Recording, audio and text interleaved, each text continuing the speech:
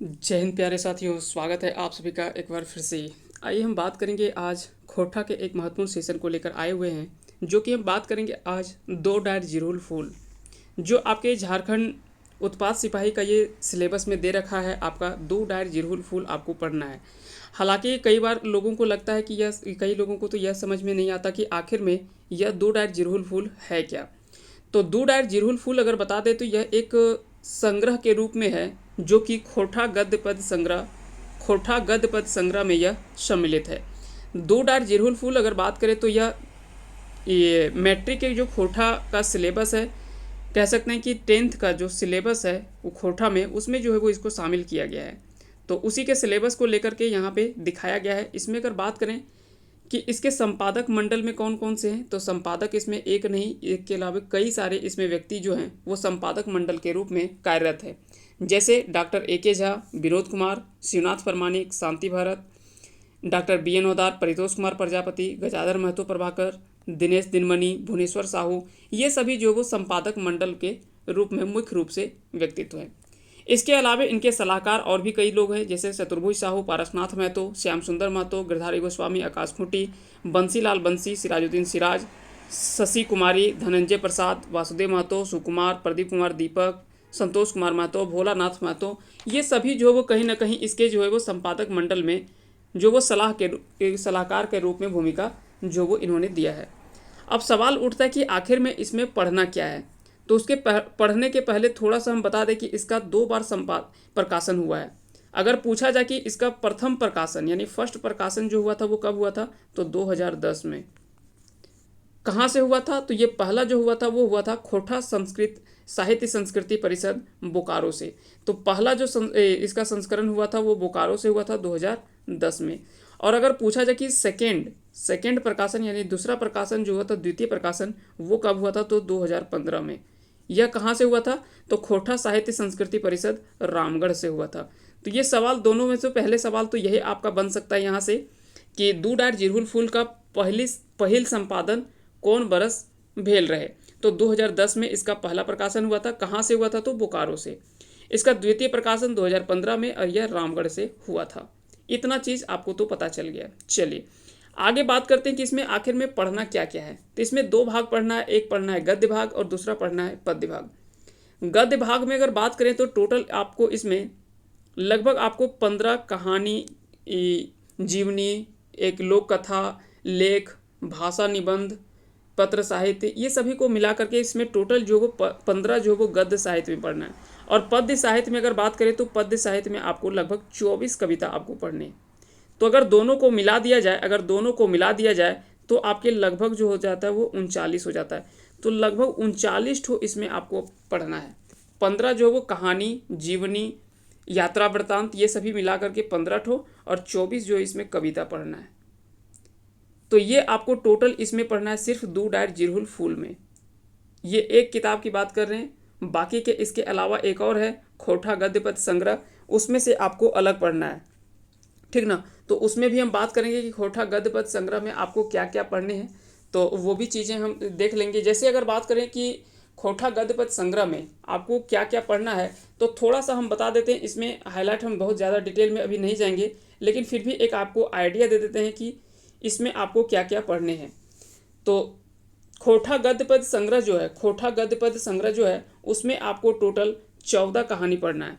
अगर बात करें तो टोटल उसमें 14 कहानी पढ़ना है, 14 ठो कहानी पढ़ना है। और टोटल इसमें अगर बात करें 20 ठो जो है, 20 या 21, लगभग 20-21 ने कह सकते हैं कि लगभग इसमें भी 23 ठो कविता इसमें हो जाता है, ठीक ना। इसमें भी लगभग जो है वो आपको 23 से 24 कविता आपको पढ़ने हैं, ठीक ना। 23 से 24 कविता इसमें भी पढ़ना है। तो इस प्रकार से अगर देखा जाए तो लगभग 38 से 39 यहाँ पे भी आपको पढ़ने हैं। दो डायर जिरहुल फूल में 15 कहानी वगैरह और 24 कविता। अगर खोटा गद्य पद्य संग्रह देखा जाए तो इसमें 14 कहानी वगैरह पढ़ना है और 24 ठो इसमें कविता पढ़ना है आपको। कहानी और कविता क्या है, नाम वगैरह, ये सारा चीज़ हम बाद में बात करेंगे। हम पूरे डिटेल से इसके बारे में एक अलग से क्लास हम ले लेंगे, उसमें से ये सारा डिस्कशन करेंगे। उसके अलावा आपको पढ़ना है खोटा का ग्रामर सेक्शन। उसके बाद आपको पढ़ना है खोटा का ग्रामर सेक्शन। तो आज आपको पता चल गया होगा कि आपको जो उत्पाद सिपाही का सिलेबस दे रखा है उसमें आपको कितना चीज़ पढ़ना है। तो ये सारा चीज़ आपको पढ़ना है। कुल मिलाकर अगर देखा जाए तो 15 और 14 लगभग आपके 29 ठो जो है वो कहानी वगैरह पढ़ना है गद्य भाग में, और लगभग 47-48 अगर देखा जाए तो लगभग 48 से 50 ठो आपको कविता पढ़ना है। तो लगभग 48 से 50 कविता आपको पढ़ना है। तो इतना सारा आपका सिलेबस है। उसके अलावे ग्रामर सेक्शन, ये तीनों मिला करके आपका जो वो कंप्लीट होता है झारखंड उत्पाद सिपाही का ये खोटा सिलेबस। चलिए हम उसी को लेकर के आज हम बात करेंगे दू डाट जिरहुल फूल में कुछ महत्वपूर्ण प्रश्नों को, ऑब्जेक्टिव प्रश्न को। बाकी का हम बाद में एक एक करके सिलसिलेवार ढंग से एक एक करके कहानी जो वो टॉपिक वाइज हम कवर करते चलेंगे, और बहुत जल्द ही इसका क्लास जो वो स्टार्ट हो जाएगा आपका। उम्मीद है कि 1 से 2 दिन में इसका क्लास भी स्टार्ट आपका हो जाएगा, और वो भी सीरियली वाइज। जैसे अगर इसमें पहला गद्य भाग में अगर पहला भाषा निबंध पढ़ना है खोटा साहित्यिक धरती जो श्रीनिवास पांडे का है, तो पहले हम उसके बारे में बात करेंगे। फिर उसके बाद है खोटा भाषा परिचय और ओकर समस्या जो कि चतुर्भुज साहू का है। फिर उसके बाद है एगो चिट्ठी डॉक्टर ए.के. झा का। हाँ मैं खड़ा हूँ ये बी.एन. ओहदार का एक निबंध है, फिंगाठी जिसको बोलते हैं। फिर एक लेख पढ़ना है करम परब संतोष जो कि कहानी है, रैस्का, फूल, चित्रा रानी। फिर उसके बाद कुछ जीवनी पढ़ना है जैसे रामनारायण सिंह, तिलका मांझी और शेख भिखारी, ये 3 आपको इसमें जीवनी पढ़ना है। तो इस प्रकार से एक एक करके हम डिस्कस करते चलेंगे। चलिए हम बात करते हैं एक एक करके सारे प्रश्नों को। आज का पहला सवाल हम देख लेते हैं कि आज का जो पहला सवाल बन रहा है वो क्या है। तो दू डार जिरहुल फूल के पहिल प्रकाशन कहाँ से भेल है। तो इसका पहला जो प्रकाशन हुआ था वो कब हुआ था, तो 2010 में हुआ था, अभी हमने बात किया। और वो कहाँ से हुआ था, तो खोटा साहित्य संस्कृति परिषद बोकारो इस्पात नगर से। तो इसका सही आंसर हो जाएगा ऑप्शन नंबर बी यानी बोकारो खोटा साहित्य से। दूसरा इसमें सवाल है कि दू डाट जिरहुल फूल के पहिल प्रकाशन कौन बछर भेल रहे। तो पहला प्रकाशन इसका हुआ था 2010 में, है ना। 2010 में इसका पहला प्रकाशन हुआ था, और 2015 में इसका जो है वो द्वितीय प्रकाशन हुआ था। ये आपको याद रखने हैं। अगला सवाल है कि दू डाट जिरहुल फूल के संपादक मंडले प्रधान संपादक के हल। तो यहाँ पे अगर बात करें कि इसमें प्रधान संपादक के रूप में अगर देखा जाए तो इसमें कौन सा हो जाएगा प्रधान संपादक। जो जैसे देखिए यहाँ पे क्या कि कई सारे महत्वपूर्ण संपादक मंडल में कई सारे साहित्यकार को इसमें शामिल किया गया है, लेकिन अगर आपसे सवाल में पूछा जाए कि इसके प्रधान संपादक कौन है, तो प्रधान संपादक जो हो जाएगा वो हो जाएगा डॉक्टर ए.के. झा। तो इसका सही आंसर हो जाएगा ऑप्शन नंबर डी। दू डाट जिरहुल फूल में कौन विधाक रचना सोजलन गेल है। तो इसमें जो दिखाया गया है वो गद्य और पद्य, ठीक है, गद्य और पद दुइयो इसमें जो है वो दिखाया गया है। तो याद रखेंगे इसमें दोनों गद्य और पद दुइयो है, यहाँ पे कुइयो है, दुइयो हो जाएगा, यानी गद्य और पद दोनों यहाँ पे दिखाया गया है ना। गद्य भाग को भी लिया गया है और पद्य भाग को। गद्य भाग में इसमें 15 कहानी वगैरह शामिल किया गया, निबंध वगैरह जीवनी, और 24 ठो जो है वो इसमें कविता शामिल किया गया। तो गद्य और पद्य दोनों भाग को इसमें शामिल किया गया है।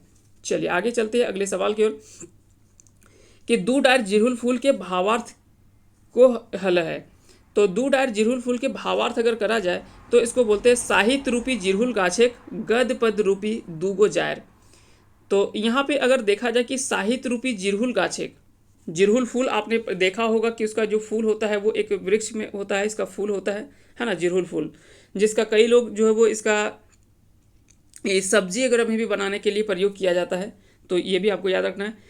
तो गाछे के गद्य पद रूपी दूगो, मान लेते हैं एक अगर वृक्ष है ये खोटा गद्य पद संग्रह, तो इसमें एक डाली जो है वो गद्य भाग है और दूसरा डाली जो है वो क्या है, तो पद्य भाग है। तो इसी को निकाल करके यहाँ से जो है वो तैयार किया गया है इसको। तो इस रूप में आपको ध्यान रखना है। दू डायर जिरहुल फूल कर दोसर का प्रकाशन कहिया भेल रहे। तो दूसरा प्रकाशन इसका हुआ था 2015 में। खोटा साहित्यिक धरती लेख ककर लिखल लागे। तो खोटा साहित्यिक धरती यह जो लिखा गया है वह किसके द्वारा लिखा गया, तो यह श्रीनिवास पांडे के द्वारा लिखा गया। और यह पहला जो वो कह सकते हैं कि गद्य भाग का पहला लेख है जो कि लेख के रूप में इसको श्रीनिवास पांडे के द्वारा लिखा गया है। खोटा भाषा परिचय और ओकर समस्या निबंध कौन किताबें छपल है। तो यह छपल है दू डायर जिरहुल फूल। दू डायर जिरहुल फूल, यहाँ पे दो डायर परास फूल से आप कंफ्यूज नहीं करेंगे, ये अलग खंड है ना। ये नाइन्थ का सिलेबस में ये शामिल किया गया। दू डायर परास फूल को 9th का सिलेबस में शामिल किया गया, जबकि दू डायर जिरहुल फूल यह मैट्रिक के कह सकते हैं कि सिलेबस में शामिल किया गया है। अगला सवाल है, देख लेते हैं कि खोटा भाषा परिचय भाषा निबंध के लिखवैया के लागे।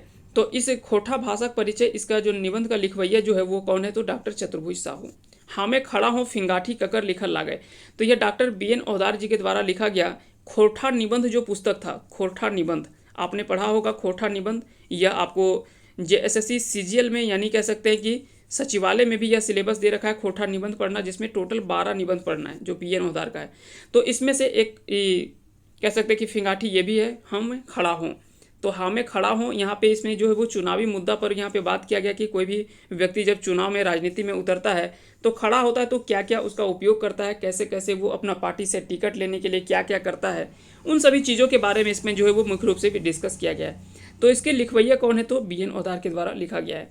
हामर खड़ा हो कैसन निबंध लागे, तो यह जो है वो किस प्रकार का निबंध है, तो यह एक फिंगाठी यानी व्यंग्य प्रकार का निबंध है।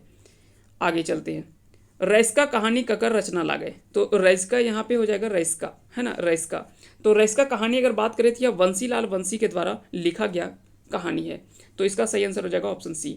रैस्का ककरा कहल जा है, तो रैस्का ककरा कहल जा है जे गीत संगीते कह सकते हैं कि मातल रोए, है ना, गीत संगीत के ज़्यादा चाहने वाला जो लोग होता है उसी को कहा जाता है रैस्का।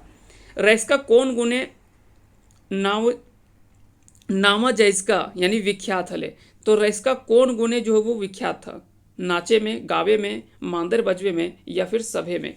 तो यह जो था वो सभे में जो वो विख्यात था। तो याद रखेंगे रैस्का जो था वो सभी क्षेत्र में जो था वो विख्यात था। तो इस प्रकार से इसका जो सही आंसर हो जाएगा वो क्या हो जाएगा, सही आंसर होगा ऑप्शन नंबर डी। अगला सवाल है कि रैस्का से कौन के प्रेम करो हले, तो रैस्का से के परम करो हले, तो इसके बारे में आपसे पूछा गया तो इसका राइट आंसर होगा ऑप्शन नंबर ए यानी झुनिया। झुनिया जो वो रैस्का से प्रेम करो हले। आखिर में रैस्का पेट चलने से कौन पैसा धर है, तो आखिर में रैस्का जो वो पेट चलने से कौन पैसा धर है, यानी कह सकते हैं कि पेट चलावे वास्ते कौन सा पेशा वह जो वो करता है। तो वह जो है वो पहले रिक्शा चलाता है, अपना पालन पोषण करने के लिए जो है वो रिक्शा चलाता है।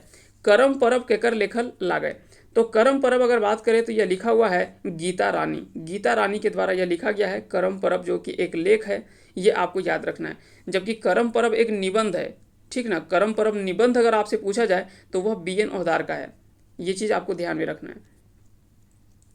दो डाट जिरहुल फूल किताबें मोटे एगो कौन महिला रचनाकारिक निबंध शामिल है, तो अगर यहाँ पे बात करें कि दो डाट जिरहुल फूल में किताबें मोटे एगो कौन महिला रचनाकारिक निबंध शामिल करल गेल है, तो इसका सही आंसर होगा गीता रानी का एक ही जो इसमें मोटे एक ही महिला पात्र है जिसका लिखा हुआ रचना जो है वो इसमें शामिल किया गया है दो डाट जिरहुल फूल में। संतोष कहानी कर लिखल लगे, तो यह के लिखल है, तो संतोष कहानी अगर बात करें, संतोष जिसको बोलते हैं ना संतोष, तो यह कहानी जो लिखा गया वो भुवनेश्वर साहू के द्वारा लिखा गया है। भीमा कहानी ककर लिखल लागे, तो भीमा कहानी की अगर बात करें तो यह लिखा हुआ है मनपूरन गोस्वामी के द्वारा लिखा गया है भीमा कहानी। अगला सवाल है कि फूल एकांकी नाटक कौन लेखक लिखल है, तो फूल एकांकी नाटक कौन लेखक लिखल है, तो फूल एकांकी नाटक जो लिखा गया वह शांति भारत के द्वारा लिखा गया है। फूल सहिया परान करम डायर जैसे नाता ककरा कहल जा है, तो बता दें कि फूल सहिया परान करम डायर ये सभी जैसे नाता जो है वो ककरा कहल जा है, तो इसका राइट आंसर हो जाएगा ऑप्शन नंबर सी यानी दोस्ती के संस्कार करल नाता। तो दोस्ती के संस्कार करल नाता के ही ये सभी चीज़ से संबोधित किया जाता है। दो डाट जिरहुल फूल किताबें कई गो लोक कथा शामिल है, तो इस तरह के सवाल भी आपसे पूछा जा सकता है कि इसमें कुल कितने जो है वो लोक कथा को शामिल किया गया, तो केवल एक लोक कथा को इसमें शामिल किया गया है। दो डाट जिरहुल फूल किताबें कौन लोक कथा आयल है, तो इसमें एक ही लोक कथा को इसमें शामिल किया गया है, और वो कौन सा है, तो वो है चित्रा रानी के द्वारा। चित्रा रानी के द्वारा किताबें कह सकते हैं कि वो किताबें आयल है, तो चित्रा रानी के द्वारा यहाँ पे एक ही लोक कथा को इसमें शामिल किया गया है। चित्रा रानी लोक कथा के कौन लिपिबद्ध करल है, तो चित्रा रानी जो लोक कथा है दो डाट जिरहुल फूल में एकमात्र लोक कथा है वो है चित्रा रानी, तो चित्रा रानी को लिपिबद्ध जो वो किसके द्वारा किया गया था, तो इसका सही आंसर हो जाएगा शिवनाथ प्रमाणिक, इसका राइट आंसर हो जाएगा ऑप्शन ए। रामनारायण सिंह जीवनी के लिखवैया लागे, तो रामनारायण सिंह जीवनी के लिखवैया अगर आपसे पूछा जाए कि इसके लेखक कौन है, तो जयवीर साहू के द्वारा लिखा गया। पारसनाथ महतो कर लिखल जीवनी लागे, तो पारसनाथ महतो के द्वारा कौन सी जीवनी जो वो लिखा गया है, तो इसका राइट आंसर होगा ऑप्शन नंबर ए यानी शेख भिखारी। राम नारायण सिंह कहाँ रहवैया हलय, तो राम नारायण सिंह अगर बात करें कि झारखंड के कहाँ से संबंधित है, तो वह हजारीबाग से। तो याद रखेंगे इसका राइट आंसर हो जाएगा ऑप्शन नंबर सी। खोटक देशवाली रूप कहाँ बोलल जाए है, तो देशवाली रूप अगर बात करें कि खोटा का क्षेत्रीय रूप अगर बात करें उसमें से देशवाली आता है। यह जो वो किस क्षेत्र में बोला जाता है, तो पतरातू ले पश्चिम पलामू लातेहार क्षेत्र में जो वो मुख्य रूप से बोला जाता है। तो याद रखेंगे पतरातू से पश्चिम की ओर पलामू लातेहार क्षेत्र में देशवाली खोरठा बोला जाता है। छोटा नागपुर के शेर ककर उपाधि देल गेल है, तो छोटा नागपुर कर शेर यह किस व्यक्ति को जाना जाता है, तो यह रामनारायण सिंह को छोटा नागपुर के शेर के उपाधि से जाना गया है। शेख भिखारी कहाँ का रहवैया हलय, तो आप सभी को पता है, इसके बारे में आपने पढ़ा होगा इसके बारे पहले। तो इसका राइट आंसर हो जाएगा खुदिया लोटवा और मांझी रांची से ये संबंधित थे, तो इसका गांव हो जाएगा खुदिया लोटवा। अगर आपसे गांव पूछे तो खुदिया लोटवा और मांझी और रांची, ये आपको याद रखना है, रांची जिला हो जाएगा, है ना, रांची जिले से संबंधित थे। तो ये भी सवाल पूछा जा सकता है, हो सकता है गांव भी नाम पूछा जा सकता है, और मांझी भी ऑप्शन में रह सकता है, या तो फिर रांची आपको जिला भी पूछा जा सकता है। शेख भिखारी कौन राजा का देवान हल है, तो आप सभी ने पढ़ा होगा टिकैत उमराव सिंह, है ना। शेख भिखारी और टिकैत उमराव सिंह ये दोनों की प्रमुख भूमिका 1857 के विद्रोह में देखने को मिलता है। तो याद रखेंगे इसका राइट आंसर हो जाएगा ऑप्शन नंबर डी यानी टिकैत उमराव सिंह। शेख भिखारी कहिया शहीद भेल हला, तो शेख भिखारी जो हैं वो किस वर्ष जो वो शहीद हुए थे, तो 8 जनवरी 1858 ईस्वी को। 6 जनवरी को इनको पकड़ा जाता है, लेकिन इतना ज़्यादा अंग्रेज़ों को भय होता है कि मात्र 2 दिन के अंदर ही इनको फांसी दे दी जाती है। तो याद रखेंगे 6 जनवरी 1858 को इनको गिरफ्तार किया जाता है और 8 जनवरी 1858 को इन्हें फांसी की सज़ा दी जाती है। तो ये आपको याद रखना है, ये डेट आपको याद रखना है, वर्ष भी आपको याद रखने हैं, 8 जनवरी 1858। और 1857 के विद्रोह में इन्होंने काफ़ी अहम भूमिका जो वो निभाया था। आगे चलते हैं। शेख भिखारी के संगे आर ककरा फांसी देल गेल हल, तो स्वाभाविक बात है कि इनके साथ जो टिकैत उमराव सिंह थे, उनको ही इन्हीं के साथ में फांसी जो वो दिया गया था। टिकैत उमराव सिंह कहाँ का रहवैया हला, यह जो वो कहाँ के रवैया थे, तो इसका सही आंसर होगा खटंगा गांव और मांझी। तो खुदिया लोटवा अगर आपसे पूछा जाए तो शेख भिखारी का गांव का नाम खुदिया लोटवा था, जबकि खटंगा की अगर बात करें तो टिकैत उमराव सिंह का गांव का नाम था, जो कि और मांझी रांची जिला सेम था, ये रांची से ही दोनों संबंधित थे, लेकिन दोनों का गांव आपको याद रखना, एक को खटंगा यानी टिकैत उमराव सिंह का और शेख भिखारी का खुदिया लोटवा गाँव। अगला सवाल है कि दामोदर पारसनाथ डहर यात्रा ककर लिखल लागे, तो दामोदर पारसनाथ डहर यात्रा यह एक यात्रा वृत्तांत रचना है। यह जो है वो किसके द्वारा लिखा गया है, तो यह लिखा गया है बंसीलाल बंसी के द्वारा। तो बंसीलाल बंसी के द्वारा यह जो है वो लिखा गया है। दामोदर पारसनाथ डहर यात्रा कहिया करल गेल हले, तो यह लिखा गया था वो कब किया गया था, तो दरअसल क्या होता है कि यात्रा वृत्तांत सिंपली आप ये समझिए, जैसे हम कहीं जा रहे हैं, मान लेते हैं कि हमने सोचा कि हमको जाना है कहीं पे भी कोई यात्रा में, और उस यात्रा के दौरान जो भी हमारे साथ घटित घटनाएं हैं, जो भी एक्सपीरियंस रहा, जिन जिन चीज़ों का सामना करना पड़ा, जो जो चीज़ का हमने लाभ उठाया, तो वो सारे चीज़ों को शेयर करना ही क्या कहलाता है, यात्रा वृत्तांत कहलाता है। यानी जो उस यात्रा के दौरान हमारे साथ जो जो घटनाएं घटी, उन सभी चीज़ों को विस्तृत रूप से या लिखित रूप से उसको दे देना, उसी को यात्रा वृत्तांत कहा जाता है। तो याद रखेंगे इसका जो सही आंसर होगा वो हो जाएगा 14-15 जनवरी 1989। अब 14-15 जनवरी आपने पढ़ा होगा और आपको पता होगा कि इसी समय मकर संक्रांति मनाया जाता है, ठीक ना। इसी समय 14 और 15 जनवरी को ही मकर संक्रांति मनाया जाता है। और मकर संक्रांति में आप सभी को पता होगा कि पारसनाथ जो कि मधुबन जहाँ पे क्षेत्र है वहाँ पे मेला भी लगता है। तो कई लोगों को पता होगा कि 14-15 जनवरी में वहाँ पे मेला लगता है मकर संक्रांति के दौरान। तो उसी समय यह यात्रा किए थे 1989 में। तो याद रखेंगे 1989 में यह यात्रा जो वो किया गया था। दामोदर पारसनाथ डहर यात्रा में एकर मध्य कौन कौन शामिल हला, तो यहाँ पे पूछा जा रहा है कि आखिर में उस यात्रा में कौन कौन इसमें शामिल थे। तो शिवनाथ प्रमाणिक, बंसीलाल बंसी और दिनेश दिनमणि, ये तीनों व्यक्ति शामिल थे। तो इसका राइट आंसर हो जाएगा ऑप्शन नंबर डी। एकर में पारसनाथ डहर यात्रा में के शामिल नाय हला। तो यहाँ पे पूछा जा रहा है कि इनमें से कौन से व्यक्ति थे जो कि इसमें शामिल नहीं थे। तो बता दें कि इसमें विनोद कुमार को छोड़ दिया जाए तो ये सभी बाकी के ये सभी जो वो शामिल थे। तो मोहनलाल गोराएं, उमाकांत रजक और शांति भारत, बंसीलाल बंसी, शिवनाथ परमाणिक और दिनेश दिनमणि, ये सभी व्यक्ति जो वो उस यात्रा में शामिल थे। तो विनोद कुमार इसमें शामिल नहीं थे, आपको याद रखने हैं। अगला सवाल है कि खोरठा भाषी समाज के जगवे ले कौन ऐतिहासिक पदयात्रा करल गेल हलै। तो खोरठा भाषी समाज के जगवे ले कौन ऐतिहासिक पदयात्रा करल गेल हलै। तो यह रचना जो वो कुल मिलाकर के इसी के बारे में बात किया जा रहा है कि दामोदर पारसनाथ डहर यात्रा। तो इसका राइट आंसर हो जाएगा option number C. Damodar Parasnath डहर यात्रा कहाँ से शुरू भेल हलै। तो यह शुरुआत जो किया गया था वो कहाँ से, तो रामडी मोड़ बोकारो से यह जो है वो शुरू किया गया था। यह यात्रा रामडी मोड़ जो है वो बोकारो से इसकी यात्रा शुरू की गई थी और यह यात्रा जो वो कहाँ तक, पारसनाथ तक जाती है। 14-15 जनवरी 1989 यानी 1989 में यह यात्रा जो वो किया गया था। अगला सवाल देख लेते हैं कि दामोदर पारसनाथ डहर यात्रा के कौन विदाई करल हला। तो यहाँ पे जो बात किया गया है इसके बारे में, तो इसका सही आंसर हो जाएगा ऑप्शन नंबर सी यानी अकलू राम महतो। अकलू राम महतो के दामोदर पारसनाथ डहर यात्रा में के कौन विदाई करल हला, तो अकलू राम महतो। हरियरे हरियर ककर रचना लागे। तो हरियरे हरियर यह रचना जो है वह है गजाधर महतो प्रभाकर की। गजाधर महतो प्रभाकर के यह रचना है। हरियरे हरियर कैसन रचना लागे। तो यह रचना की अगर बात करें तो यह एक कहानी है, यह एक कहानी है, ये आपको याद रखना है। मुड़ फुचका कैसन रचना लागे। तो मुड़ फुचका अगर बात करें यह रचना किस प्रकार का, तो यह एक लघु कथा है।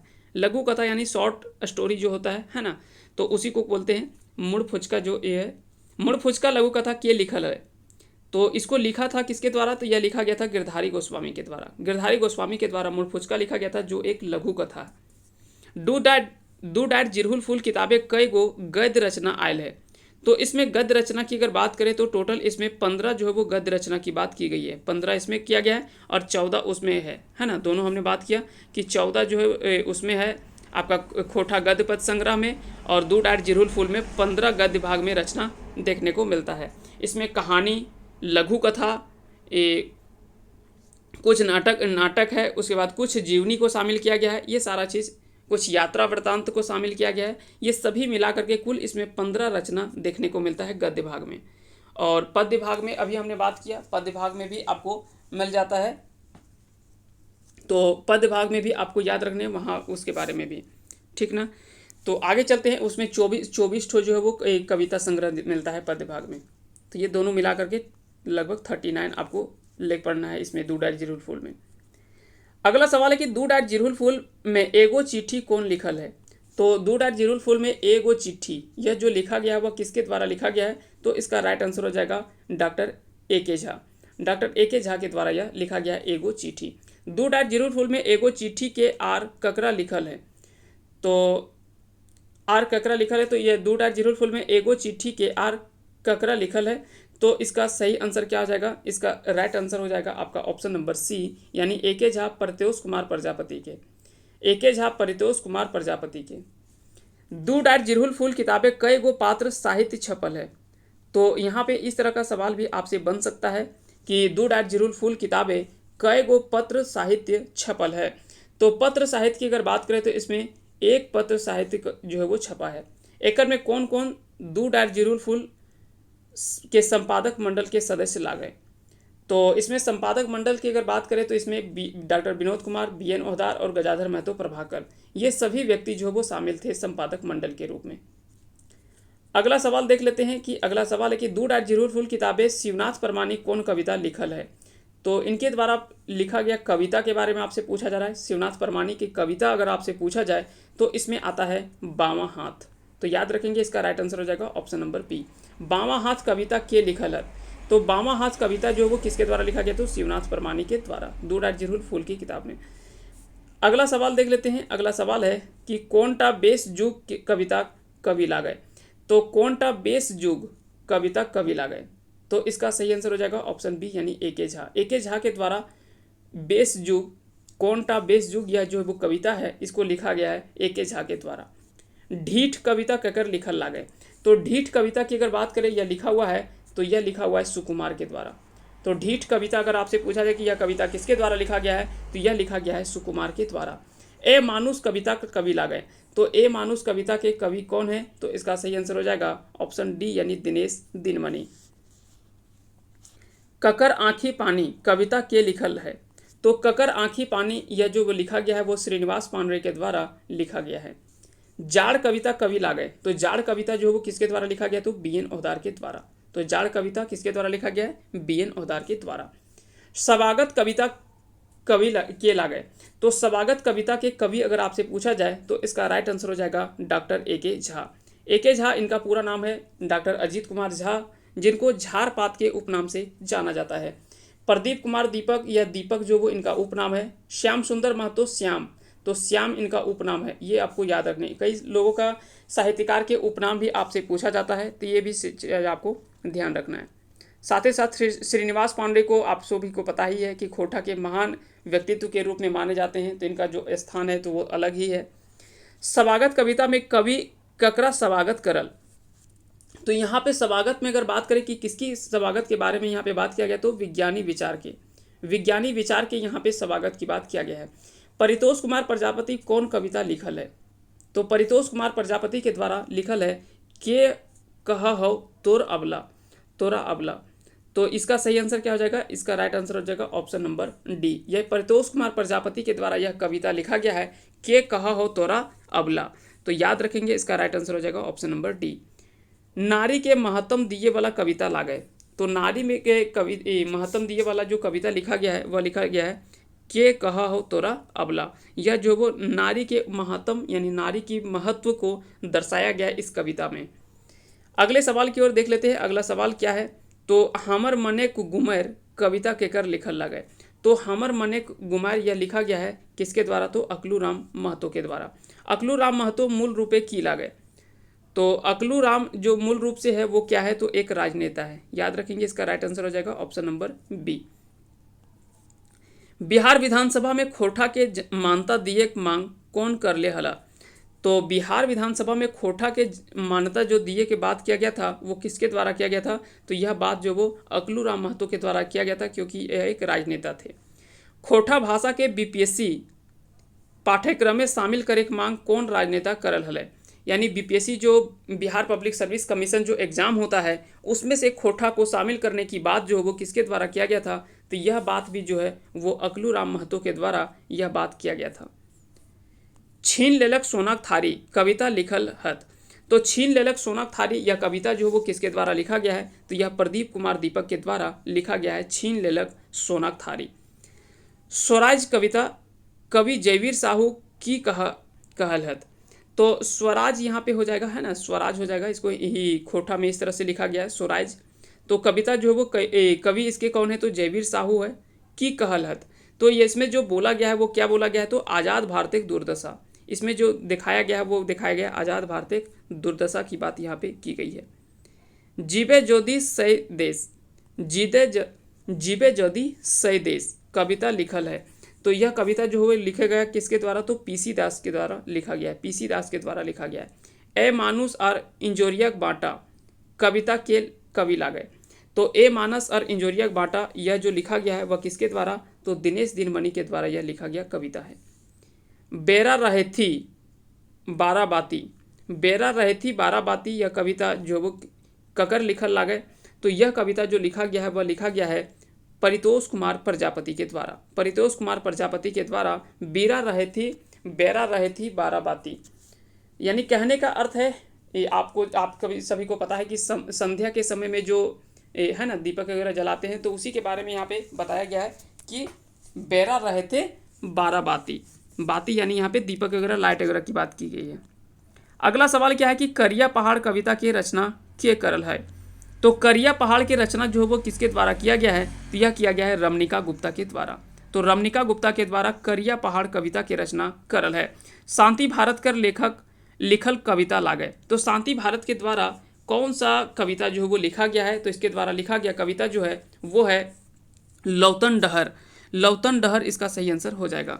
भूतेक डर कविता की कवि लागे, तो भूतेक डर यह कविता जो लिखा गया है वह लिखा गया है रामशरण विश्वकर्मा के द्वारा। रामशरण विश्वकर्मा के द्वारा लिखा गया है भूतेक डर यह कविता जो इनके द्वारा लिखा गया है। दरअसल इसमें क्या है कि इसमें जो बताया गया कि भूत प्रेत जो गांव में आज भी विद्यमान है उसी के बारे में इसमें कटाक्ष किया गया है, उसी के ऊपर व्यंग्य किया गया है। तो याद रखेंगे भूत एक डर जो लिखा गया है वो रामशरण विश्वकर्मा के द्वारा लिखा गया है। रामशरण विश्वकर्मा पेशा से की हला। तो रामशरण विश्वकर्मा की अगर बात करें तो यह पेशा से एक शिक्षक थे। तो कौन थे? तो पेशा से एक शिक्षक। रामशरण विश्वकर्मा के कौन नाम से जानल जा है? तो रामशरण विश्वकर्मा के अगर बात करें नाम से तो इनको गुरु जी के उपनाम से जाना जाता है। गुरु जी के नाम से कौन खोरठा कवि के जानल जा है? तो गुरु जी के उपनाम से कौन जानल जाए? तो रामशरण विश्वकर्मा के जानल जा है। खोरठा काका हाथरसी ककरा कहल जा है? तो खोरठा काका हाथरसी ककरा कहल जा है? तो इसका सही आंसर होगा रामशरण विश्वकर्मा के। महेश गोलवार कहाँ का रहवैया हलत? तो महेश गोलवार की अगर बात करें तो यह कहाँ के रहवैया हलत? तो इसका सही आंसर हो जाएगा ऑप्शन बी यानी गोलवार गोला के। तो नाम में ही दिख रहा है कि गोलवार यानी गोला, गोला की ये थे महेश गोलवार। जय जवान जय किसान कविता के लिखल है। तो यह काफ़ी ज़्यादा चर्चित कविता माना जाता है जय जवान जय किसान, और यह लिखा गया है महेश गोलवार के द्वारा। आगे चलते हैं अगले सवाल की ओर कि सामाजिक 3 वर्गेक आर्थिक हालत के कौन कविता में देखवल गेल है? तो सामाजिक 3 वर्गेक आर्थिक हालत जो है उसको दिखाया गया है वो किस कविता में इसमें दिखाया गया है? तो याद रखेंगे इसका राइट आंसर हो जाएगा ऑप्शन नंबर बी यानी जाड़। जाड़ में जो है वो इस समाज के 3 वर्ग के हालत के बारे में इस कविता में दिखाया गया है। तो किस कविता में? तो जाड़ में। आफत कविता के लिखल है? तो आफत कविता जो लिखा गया है वह लिखा गया है विनोद कुमार के द्वारा। अगला सवाल है कि आफत कविता कवि के लिख देखवल हत। तो यहाँ पे क्या है कि आफत कविताएं कवि के देखवल हत। तो इसका सही आंसर हो जाएगा ऑप्शन सी यानी मानुशाली भाव के पतन। मानुशाली भाव के यानी मनुशाली भाव के पतन के बारे में यहाँ पे दिखाया गया है आफत में। दौतन पत्ते कविता के लिखल है? तो दौतन पत्ते जो लिखा गया है यह लिखा गया है कुमारी शशि के द्वारा। तो कुमारी शशि के द्वारा यह भी कई बार पूछा गया सवाल है, या टेट में पूछा गया सवाल है, और भी प्रीवियस ईयर के जो भी एग्जाम हुए हैं वहाँ पे यह सवाल जो वो पूछा भी गया है। दौतन पत्ते कविता में की देखवल गेल है? तो दौतन पत्ते कविता में जो दिखाया गया है वह दिखाया गया है झारखंड गरीबेक दशा। झारखंड गरीबेक दशा जो वो दिखाया गया है दौतन पत्ते में, यह जो वो दिखाया गया है। यह कविता किसके द्वारा लिखा गया? तो कुमारी शशि के द्वारा। अगला सवाल है कि सिराजुद्दीन सिराज के लिखल कविता लागे। तो अब धरबो अब लुवाठी या अब धारबो लुवाठी, यह लिखा गया प्रमुख कविता जो है वह सिराजुद्दीन सिराज के द्वारा लिखा गया कविता है। सिराजुद्दीन अंसारी यानी सिराज कहाँ का रवैया हल है? तो ये अगर बात करें इनका जन्म स्थल अगर कहाँ पे है तो बाली डी बोकारो इनका जन्म स्थल माना जाता है। तो ये भी आपको याद रखना है कि बोकारो में इनका जन्म हुआ था। संगे संग कविता ककर लिखल लागे। तो संगे संग कविता अगर बात करें तो यह लिखा गया है वासुदेव महतो के द्वारा। तो इसका राइट आंसर हो जाएगा ऑप्शन बी। वासुदेव महतो कहाँ कर लागत? तो वासुदेव महतो कहाँ कर लागत? तो इसका राइट आंसर होगा ऑप्शन नंबर सी यानी रामगढ़। धनंजय प्रसाद कहाँ के रहवैया लागे? तो धनंजय प्रसाद अगर बात करें यह मधुपुर देवघर के रहवैया लागत। धनंजय प्रसाद कौन पत्रिका के संपादक लागे? तो धनंजय प्रसाद अगर बात करें तो यह इंजोर पत्रिका के संपादक लागे। परास फूल पत्रिका के संपादन कौन करो है? तो परास फूल पत्रिका के संपादन करो है महेंद्र प्रबुद्ध। महेंद्र प्रबुद्ध इसका राइट आंसर हो जाएगा। भिखमंगा कविता कौन लिख ले है? तो भिखमंगा कविता जो लिखा गया वह लिखा गया कृष्णचंद्र दास आला के। आला इनका उपनाम है।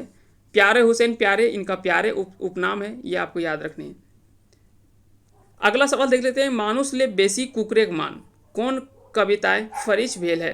तो मानुष ले बेसी कुकरेक मान यह कौन कविताएं फरिश भेल है?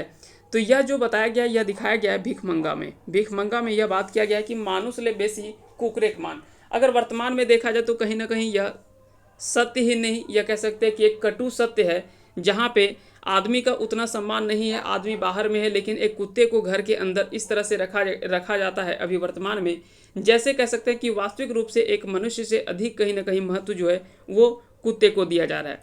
तो इसमें से यह व्यंग्य जो है यह कविता में भी बात किया गया है भिखमंगा कविता में। नारी जात के ऊंचा उठवे ओकालत कौन कविता करल है?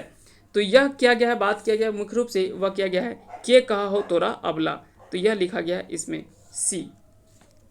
जिनकी भेड़ किताब ककर लिखल लागे। तो जिनकी भेड़ यह किताब जो किस किताब में लिखा गया है, तो यह लिखा गया है परितोष कुमार प्रजापति के द्वारा। तो यह किताब ककर लिखल लागे, तो परितोष कुमार प्रजापति के द्वारा जिनकी भेड़। 2 डाट जिरहुल फूल कर कविता गुला मूल रूपे की संदेश दे है। तो मूल रूप से इसमें जो संदेश मिलता है वो मिलता है मानववादी समाज बनवे, जायद धार्मिक भेद के खत्म करके और सामाजिक कुरीति शोषण और अन्याय के खत्म करे। तो यह बात जो वो इसमें कुल मिलाकर के सभी की बात जो वो इसमें किया गया है। वर्ग चेतना ऊपर लिखल कविता है। तो वर्ग चेतना के ऊपर इनमें से कौन सी कविता लिखा गया है, तो यह लिखा गया है बामा हाथ। प्रकृति के खरठी और प्रकृति से निकलल भाषा के खरठा के कहल है। तो यह बात जो किया गया है वह किया गया है कृष्णचंद्र दास आला के द्वारा। कृष्णचंद्र दास आला के द्वारा यह बात किया गया है। अजनास ककर अधपूर्वा रचना लागय। तो अजनास यह जो है वो किसके द्वारा ककर अधपूर्वा रचना लागय, तो इसका राइट आंसर हो जाएगा ऑप्शन सी यानी श्रीनिवास पांडुरे की। प्रोफेसर कुमारी शशि कौन भाषा प्रोफेसर लागय। तो प्रोफेसर कुमारी शशि कौन भाषा प्रोफेसर लागय, तो इसका राइट आंसर हो जाएगा ऑप्शन बी यानी खोरठा के।